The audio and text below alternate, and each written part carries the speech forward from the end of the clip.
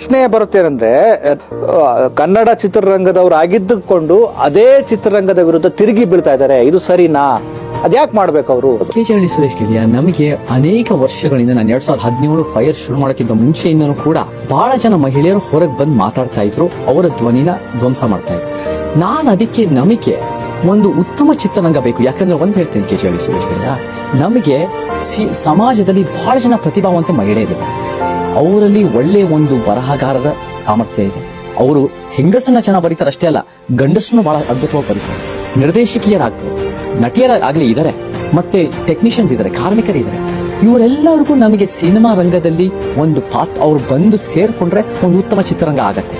ಆದ್ರೆ ಅವ್ರು ಸೇರ್ಕೋಬೇಕು ಅಂದ್ರೆ ಚಿತ್ರರಂಗದಲ್ಲಿ ವ್ಯವಸ್ಥಿತವಾಗಿ ಅಡಗಿರೋ ಯಾವ ಸಮಸ್ಯೆಗಳು, ಮಹಿಳಾ ವಿರೋಧಿ ವ್ಯವಸ್ಥೆ ಮತ್ತೆ ಲೈಂಗಿಕ ಕಿರುಕುಳನ ನಾವು ಅದನ್ನ ಹೋಗಲಾಡಿಸದೇ ಇದ್ರೆ ಸಿನಿಮಾ ರಂಗನೂ ಬೆಳೆಯಲ್ಲ,